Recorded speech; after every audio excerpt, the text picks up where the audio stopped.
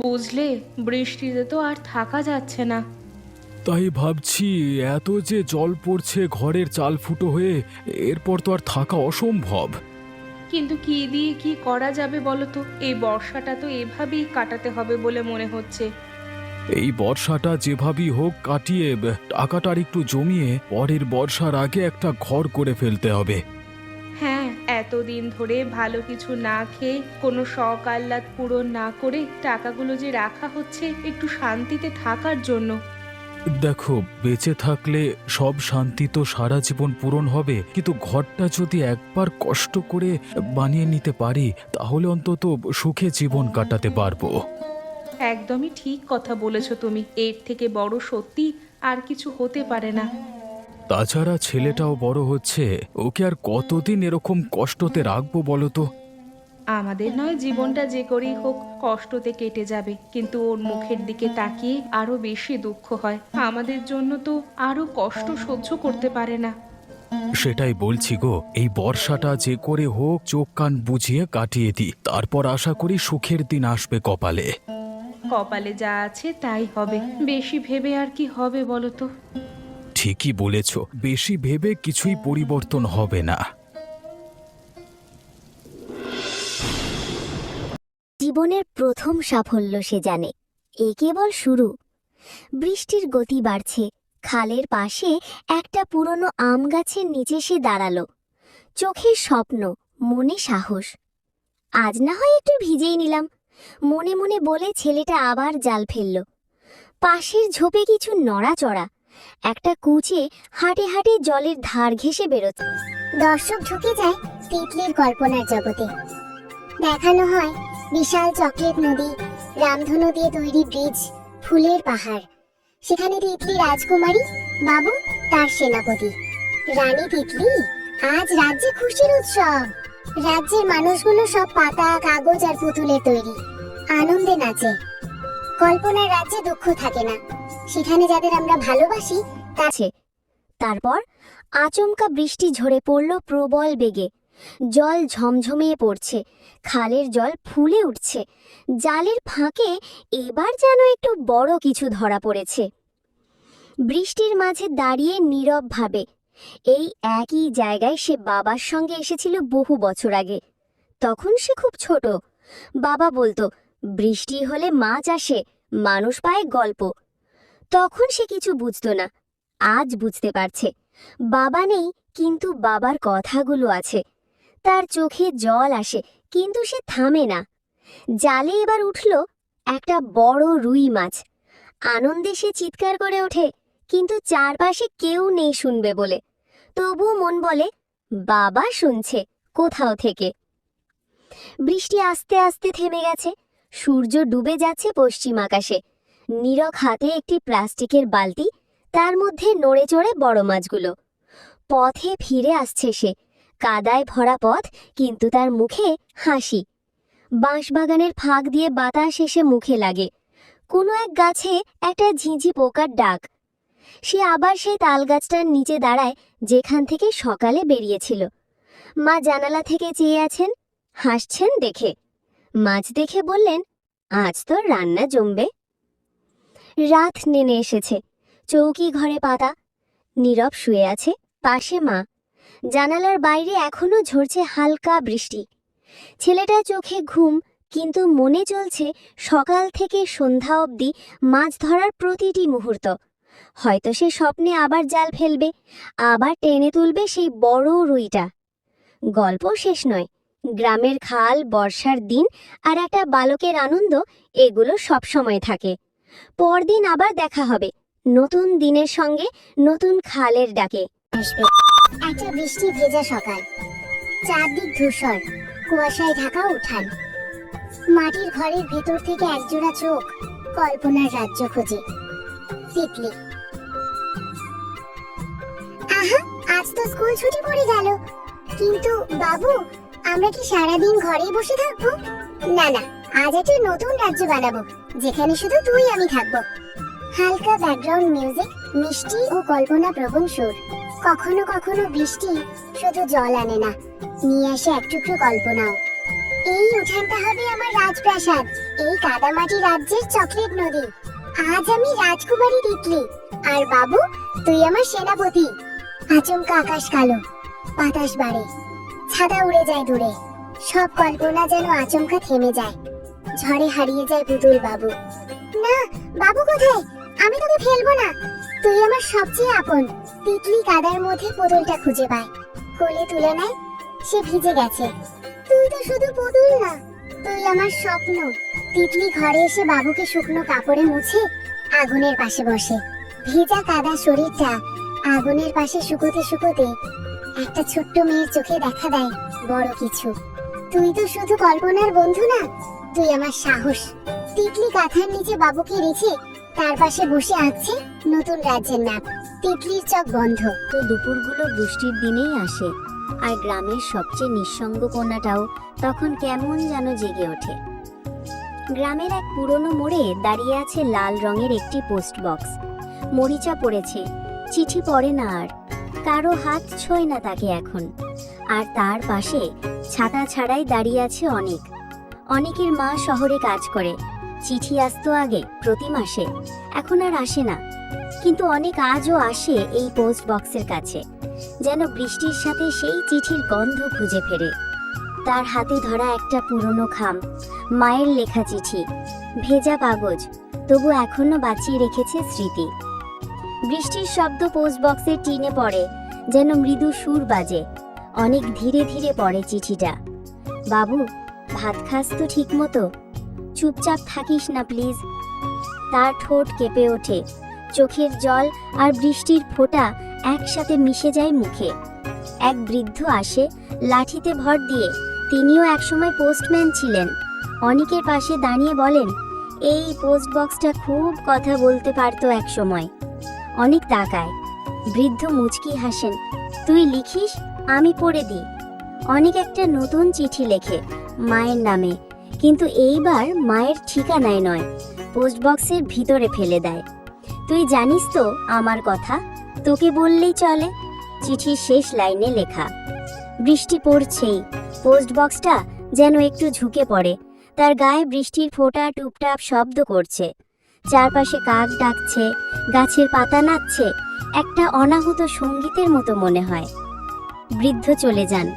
অনেক বসে থাকে পোস্ট বক্সের পায়ে, তার হাতের মুঠোয় আরেকটা খাম, তাতে কিচ্ছু নেই, শুধু লেখা, ভবিষ্যতের জন্য রেখে দিলাম। সন্ধে ঘনিয়ে আসে, বৃষ্টি থেমে গেছে। অনেক হাঁটতে হাঁটতে দূরে চলে যায়।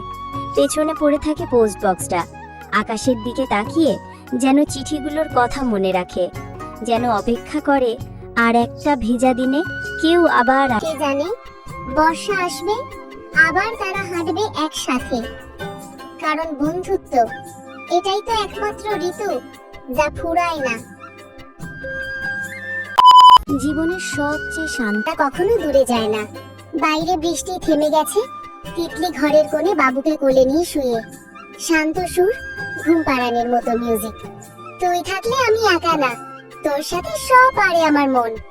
একটা বৃষ্টির দিনে এক ছোট্ট মেয়ে শিখে যায়, সবচেয়ে বড় বন্ধুদের আমরা চোখে দেখি না, অনুভবে রাখি। সকাল, একটি পুরনো গ্রামের রাস্তা দিয়ে রফিক তার নানার সাথে হেঁটে যাচ্ছে। রফিক দেখতে পাচ্ছে গ্রামের বাড়ির ছাদ থেকে পানির প্রবাহ নেমে আসছে। আকাশে মেঘ জমে আর রফিকের মুখে এক ধরনের হতাশা। রফিক, নানা, আবার কি বৃষ্টি শুরু হলো? এবার তো আর জমি ভিজে যাবে, সারা ধান নষ্ট হবে। নানা হেসে, ধৈর্য রাখো পুতু, সবকিছু নিজে থেকে ঠিক হয়ে যাবে না, গাছের মতো তোমাকেও শক্ত হতে হবে। রফিক চিন্তিত ভাবে সামনে এগিয়ে যায়। সে জানে তাদের দরিদ্র পরিবার বৃষ্টির কারণে কিভাবে ক্ষতির সম্মুখীন হয়। ক্যামেরা রফিকের চেহারা থেকে তার হাত পর্যন্ত ফোকাস করে। তার হাতটা ধান কাটার জন্য প্রস্তুত, কিন্তু সে জানে তার পরিবারের কি অবস্থা। ধান খেতে রফিক ও নানা ধান কাটতে মাঠে পৌঁছায়। প্রচুর পানি জমে গেছে, রফিকের পা কাদা। গ্রামটা যেন ঘুমিয়ে আছে। টিনের চালে টুকটাক শব্দ, তাল গাছের পাতায় জমে থাকা জলের ফোঁটা এক একটা সময়কে আলতো করে ফেলে দিচ্ছে মাটিতে। দূরে ঝিঝি পোকার ডাক আর মাঝে মধ্যে কাকের আওয়াজ। প্রকৃতি কথা বলছে আজ। একটা ছোট্ট কুড়ে ঘরে রাহুল বসে আছে, চোখ তার জানালার ফাঁক দিয়ে বহু দূর তাকিয়ে। মেঘের নিচে বসে থাকা এই শিশুর মনে চলেছে নিঃশব্দ চিন্তার ঢেউ, যেন বৃষ্টি তাকে কিছু বলতে চাইছে। রাহুলের ছোট্ট খাতা খুলে রেখেছে সে, তাতে আঁকা নদী, গাছ, আকাশ আর একটা মুখ, যেটা খুব ধীরে ধীরে স্পষ্ট হচ্ছে। সে জানে না কেন, কিন্তু প্রতিদিনই মিনার ছবি আঁকতে ইচ্ছে করে। আজ স্কুল নেই, মা বাবা খেতে গেছে, সারা গ্রাম যেন একা হয়ে গেছে তার মতো। বাইরে শুধু জল জল আর জল। এই জলে কোনো কষ্ট নেই, আবার কোনো আশ্বাসও নেই। ঠিক তখনই দরজায় ধ্বনি, হালকা লাজুক এক টোকা। রাহুল চমকে ওঠে। এতক্ষণ ধরে যে নীরবতা জমে উঠেছিল এক মুহূর্তেই ভেঙে গেল। দরজার সামনে দাঁড়িয়ে মিনা, তার গায়ে একটা পুরনো ছাতা, কিন্তু তাও ভিজে গেছে। চোখে চঞ্চলতা, পায়ে কাদা। সে কিছু বলে না, শুধু হাসে।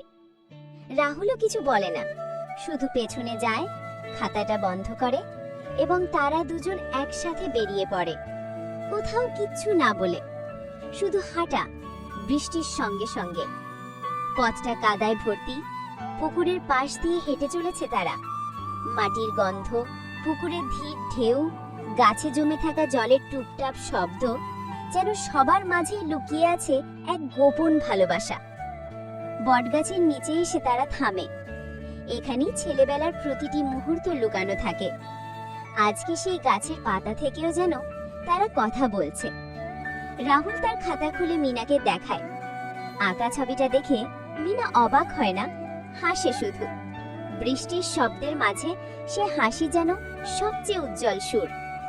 মাটিতে বসে তারা একসাথে আঁকে প্রকৃতি, নিজেদের, ছাতা, নদী। এ যেন এক নীরব খেলা, যেখানে শব্দ নেই কিন্তু অনুভব আছে। একটা হাওয়ার দোলা আসে হঠাৎ, পাতাগুলো দুলে ওঠে, দূরে বিদ্যুৎ ঝলকে ওঠে।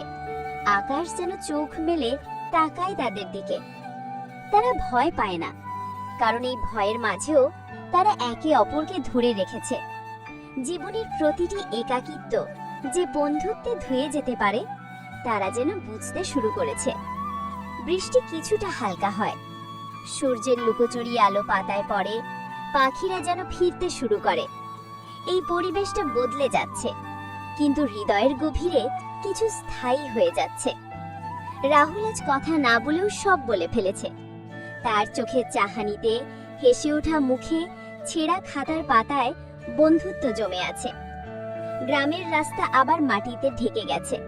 তারা ফিরে আসে, ছাতা হাতে, মাথার উপর আকাশ। দুজনেই চুপচাপ হাঁটে, কিন্তু মনে বেজে চলে শব্দহীন গান। প্রকৃতি আজ শান্ত, ঝড় কেটে গেছে। শুধু বাকি আছে কিছু জলতরঙ্গ, ভেজা পাতা আর নতুন করে গড়ে ওঠা বন্ধুত্ব। ঘরে ফিরে রাহুল আবার খাতা খোলে।